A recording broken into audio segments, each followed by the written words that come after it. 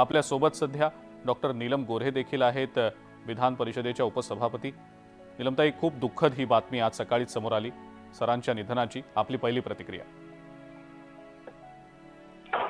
सरांच्या दुःखद निधन ते हॉस्पिटलमध्ये त्यांना दाखल केलेलं आहे हे काल रात्री कळलं होतं। परंतु त्यांचा स्वभाव हा अतिशय संकटांना झुंज देऊन परत त्याच्यातून फिनिक्स प्रमाणे परत उगवण्याचा होता आणि त्यामुळे असं वाटत होतं की लवकरच ते बरे होतील आणि ते घरी आल्याची बातमी आपल्याला मिळेल।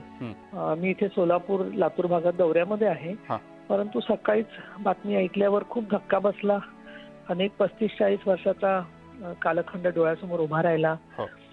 वेगवेगळ्या परिस्थितीमध्ये कायम शिवसेना प्रमुख बाळासाहेब ठाकरे यांना साथ देण्याच्या बरोबर ज्या ज्या जबाबदाऱ्या असतील, मग विरोधी पक्षनेता असेल, लोकसभेचे अध्यक्ष असतील, केंद्रीय अवजड मंत्री म्हणून काम केलेलं होतं त्यांनी, महाराष्ट्राचे मुख्यमंत्री म्हणून त्यांना अनेक वेळेला भेटण्याचा आणि त्यांच्या बरोबर त्यांचं मार्गदर्शन घेण्याची संधी मला मिळाली होती। शिवसेनेचे नेते म्हणून अनेक शिबिरात त्यांचं मार्गदर्शन ऐकलेलं होतं आणि आता विधान परिषदेत उपसभापती म्हणून काम करत असताना आम्ही शतक महोत्सवाचं काम करतोय, त्याच्यात सुद्धा सरांचं भाषण आणि विरोधी पक्षनेते म्हणून केलेलं काम परत एकदा आम्ही पुस्तकांद्वारे सगळ्याच कालखंडामध्ये अत्यंत ठळकपणाने जाणवत आहे।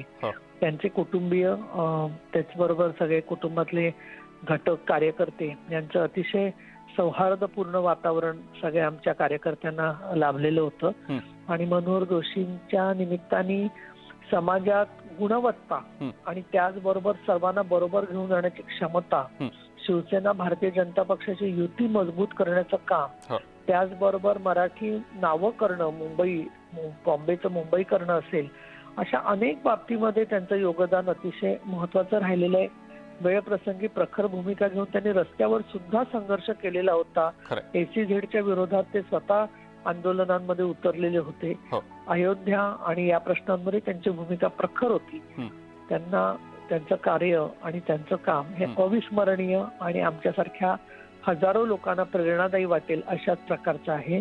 त्यांच्या कुटुंबियांच्या दुःखामध्ये मी विधान परिषदेचे उपसभापती, शिवसेनेचे नेता आणि कार्यकर्ती म्हणून सहभागी आहे। नीलमताई, प्रत्येक शिवसैनिकासाठी खरं तर आजचा हा दिवस अत्यंत दुःखद आहे, हा क्षण दुःखद आहे। पण गेले काही वर्ष ते प्रकृती अस्वास्थ्यामुळे, वयोमानामुळे सक्रिय राजकारणापासून काहीसे दूरच होते। कुठेतरी या सगळ्याची कमतरता जाणवली का शिवसेनेला, खास करून जी काही स्थित्यंतर गेल्या काही वर्षात आपण सगळ्यांनीच पाहिली, त्या अनुषंगाने नेमकं काय वाटतं? सर, सगळे राजकारणापासून लांब राहिले होते हे कळत होतं, दिसत होतं, परंतु शेवटी प्रकृती जसा प्रश्न असतो तसं त्याचबरोबर बाहेरचं समाजात आणि राजकारणात काय वातावरण आहे याच्यावरती सुद्धा माणसाचं कार्य आणि उमेद या दोन्हीचा जवळचा संबंध असतो।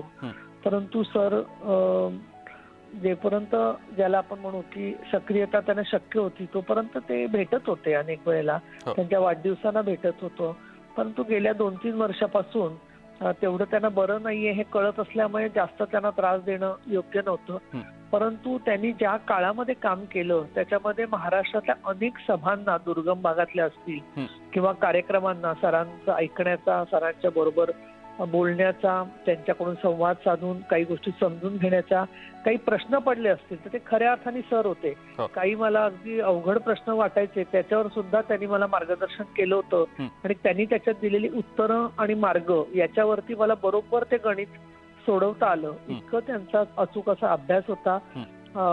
समाजामधल्या सर्व घटकांना बरोबर घेऊन जात असताना शिवसेनेची भूमिका संवेदनशीलतेने पण प्रखरपणाने ते कायम मांडत होते। त्यांच्या अनेक आठवणी माझ्यापाशी आहेत। नीलमताई, खूप खूप धन्यवाद। आपण न्यूज 18 लोकमतशी बोललात आणि प्रतिक्रिया दिलीत त्याबद्दल। विधान परिषदेच्या उपसभापती डॉक्टर नीलम गोऱ्हे आपल्यासोबत होत्या फोन लाईनवरनं आणि त्यांनी देखील मनोहर जोशी यांना आदरांजली अर्पण केलेली आहे। एक छोटासा ब्रेक आपण घेऊया, लगेचच परत येऊया। बघत रहा न्यूज 18 लोकमत।